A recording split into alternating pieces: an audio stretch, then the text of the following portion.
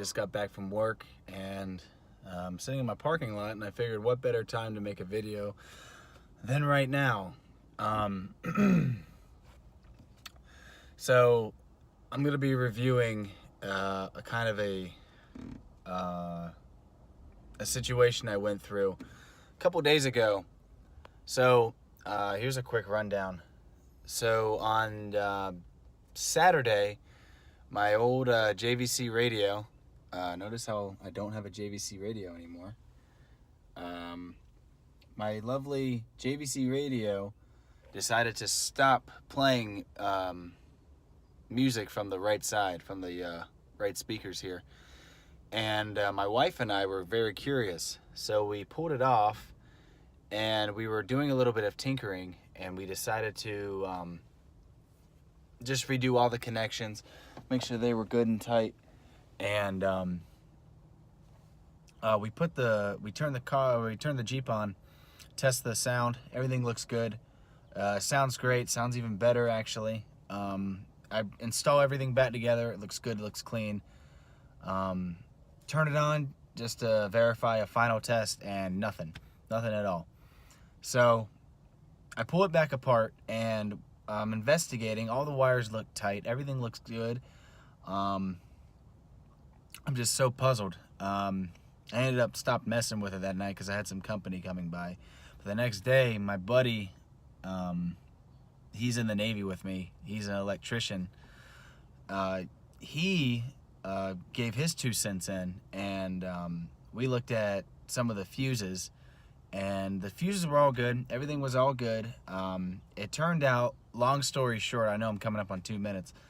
It turned out that I have a factory amplifier here. I have a Sahara, so I have the Infinity 8 or 10 inch sub in the trunk.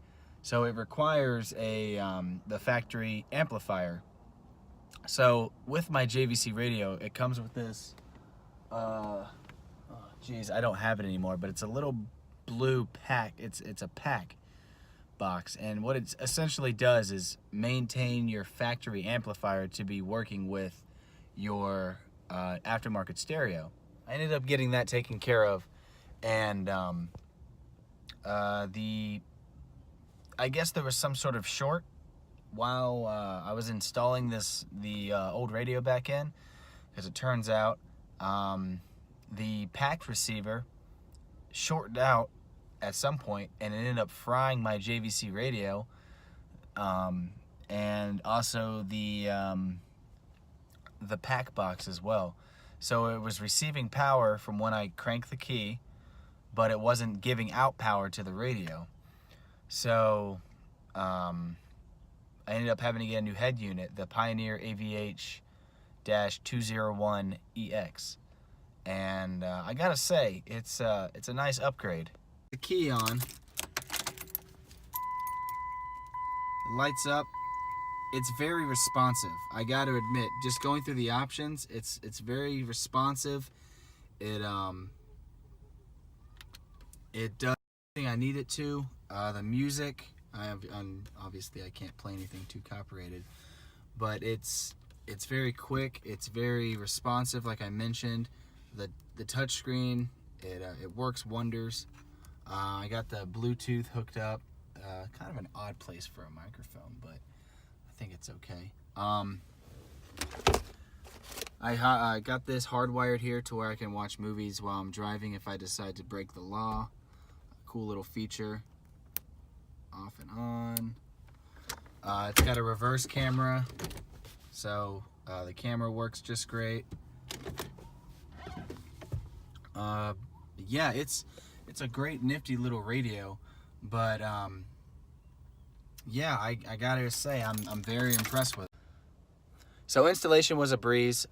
Pulling off the covers here on the dash was probably the most tricky part. If you're good with if you're not colorblind, wiring your harness to your factory harness is a piece of cake. You just have to have patience with the wiring. This was the old harness here. yeah, it ended up frying the whole thing, so I had to get a new one. It looks like a little spider creature now. But if you're good with matching up colors, wiring a radio is simple. Other than that, pulling the dash off was the toughest part. There's I got one of the lights here on my for my fan. It goes out, so I think I need to go in there and tweak it. But other than that, I mean, it's a great radio. I know the Sahara's, the 2008 Sahara had a touchscreen radio, and unfortunately the touchscreen became unresponsive, and I really didn't want to go anything out of aftermarket, go into the aftermarket field in terms of radio, but unfortunately, you know, Chrysler sets the price, right? So ended up getting the JVC and then a Pioneer. But ultimately this video is just talking about being careful when you are wiring. Make sure you do the job right. Do it right the first time, and you shouldn't have any sort of issues in the long run like I did about how my speaker became unresponsive. This is more of a I guess experience than a review, huh? Did a little bit of review. Anyways, I'm gonna try to get about 2 videos done a week. I have a really busy schedule at work, so I'm trying to do 1 video during the week and then do another one for the weekend. That's obviously subject to change depending on my schedule with that. So just have patience, but I'm still starting my channel, so it's gonna be a while until really anybody comes on it anyways, right? So bottom line, make sure you do your work right the first time. Make sure it's a clean job, and while you're at it, make sure it looks damn good too. That's all I gotta say. All right, that's all I got time for this video. Like, comment, subscribe. Tell me about your preferred radio. Tell me about your experiences that you've had with installing a radio or anything similar like that. I'd love to hear about it. I'd love to comment back. Yeah. All right, guys. I'll see you later.